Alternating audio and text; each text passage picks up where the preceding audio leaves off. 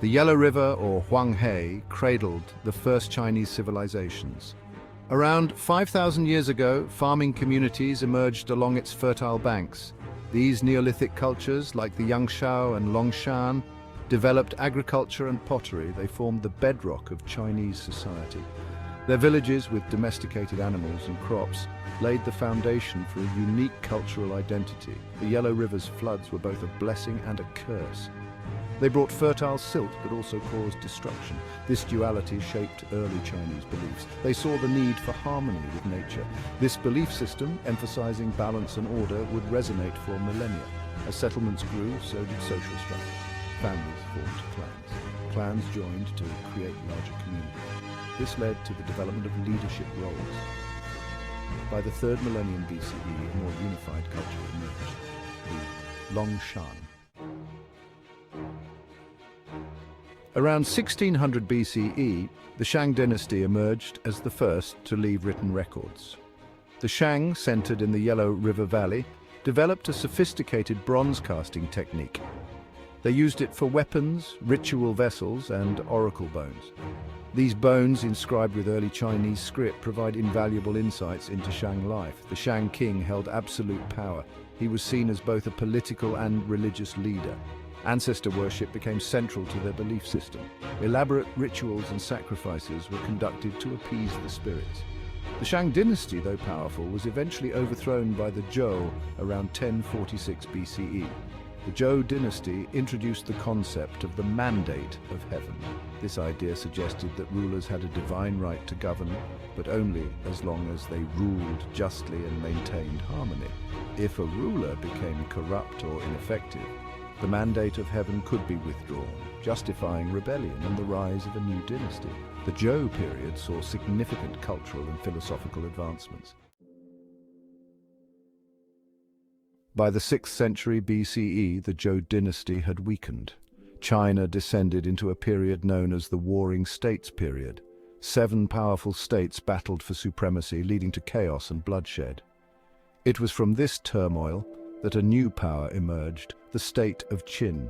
Under the leadership of the ruthless but ambitious Qin Shi Huang, the state of Qin conquered its rivals. In 221 BCE, he unified China for the first time, marking the beginning of the Qin dynasty. Qin Shi Huang declared himself first emperor and implemented a series of reforms that would shape China for centuries. He standardized weights and measures, currency, and the written script. He also initiated massive infrastructure projects, including the construction of roads and canals. Despite his achievements, Qin Shi Huang's rule was brutal, leading to widespread resentment. Following the Qin dynasty's collapse, a period of civil war ensued. From this chaos, the Han dynasty emerged in 206 BCE. The Han dynasty, lasting over 4 centuries, is considered a golden age in Chinese history. It was a period of peace, prosperity, and cultural flourishing. The Han emperors, learning from the Qin's mistakes, adopted a more moderate approach to governance. They maintained a centralized bureaucracy, but also embraced Confucianism as a guiding philosophy. Confucian values, emphasizing education, family, and social harmony, became deeply ingrained in Chinese society. The Han dynasty witnessed significant territorial expansion. Emperor Wu, one of the most famous Han rulers, pushed the empire's borders westward, conquering territories in Central Asia. This expansion brought the Han into contact with other civilizations, leading to cultural exchange and the establishment of the Silk Road. The Silk Road facilitated the exchange of goods, ideas, and technologies. Section 5. Division and reunification, Sui, Tang, and Song dynasties. After the Han dynasty's decline, China experienced centuries of division and turmoil. The country fragmented into smaller kingdoms, leading to political instability and warfare. In 581 CE, Emperor Wen of Sui reunited China, marking the beginning of the Sui dynasty. The Tang dynasty, from 618 to 907 CE, is considered a golden age in Chinese history. Empress Wu Zetian presided over economic prosperity, military might, and cultural brilliance. Section 6. Mongol rule and Ming restoration, Yuan and Ming. In the 13th century, the Mongol Empire, led by Genghis Khan and his successors, swept across Asia, conquering vast territories.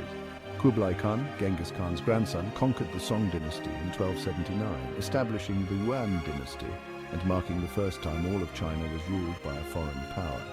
The Yuan dynasty, though relatively short-lived, had a significant impact on China. Kublai Khan, embracing Chinese traditions, adopted the title Emperor of China and established his capital in Khanbarik, present-day Beijing. He promoted trade and cultural exchange, welcoming merchants and travelers from across Eurasia. The Yuan dynasty saw the rise of maritime trade, with Chinese merchants sailing as far as Africa. However, the Yuan dynasty's rule was marked by internal strife and resentment towards Mongol rule. In 1368, Zhu Yuanzhang, a peasant rebel leader, overthrew the Yuan dynasty and established the Ming dynasty. Section 7. The last dynasty, Qing, and the seeds of change. The Ming dynasty declined due to internal corruption and external threats. In the early 17th century, the Manchus rose to prominence. Under Nurhaci, they unified and threatened the Ming dynasty. In 1644, the Manchus captured Beijing, ending the Ming dynasty. The Manchus established the Qing dynasty, ruling for over 2.5 centuries. Section 8. Revolution and Rise of Mao Zedong, a New China. By the 19th century, the Qing dynasty, weakened by internal corruption, economic stagnation, and external pressures, faced growing challenges. The Opium Wars, fought between China and Great Britain in the mid-19th century, exposed the Qing dynasty's military weakness and led to humiliating defeats. China was forced to cede Hong Kong to Britain and grant concessions to foreign powers, undermining the Qing dynasty's legitimacy and fueling resentment among the Chinese populace. Internal rebellions, such as the Taiping Rebellion from 1850 to 1864, further weakened the Qing dynasty. In the early 20th century, as the Qing dynasty crumbled, revolutionary movements gained momentum. Sun Yat-sen, a revolutionary leader who advocated for a republic, played a pivotal role in overthrowing the Qing dynasty in 1911. Section 9, the People's Republic, from cultural revolution to economic powerhouse. Following the Xinhai Revolution in 1911, China entered a period of political fragmentation and turmoil known as the Warlord Era. Various warlords vying for power plunged the country into chaos. Amidst this instability, the Chinese Communist Party, founded in 1921, emerged as a prominent political force. Led by Mao Zedong, the CCP gained support among the peasantry by promising land reform and social equality. After years of civil war against the nationalist government, the CCP emerged victorious in 1949, establishing the People's Republic of China. Mao Zedong's rule from 1949 until his death in 1976 was a period of immense social and political upheaval. He implemented radical policies such as the Great Leap Forward and the Cultural Revolution, aimed at transforming China into a socialist utopia. However, the policy proved disastrous, leading to widespread famine and economic devastation. Section 10, China Today, a global giant with ancient roots. After Mao Zedong's death in 1976, Deng Xiaoping emerged as China's paramount leader. Deng, recognizing the failures of Mao's radical policies, initiated a series of economic reforms that would transform China into a global economic powerhouse. Deng's reforms, implemented in the late 1970s and 1980s, shifted China away from a centrally planned economy towards a more market-oriented system. He encouraged foreign investment, privatized state-owned enterprises, and opened up China to international trade.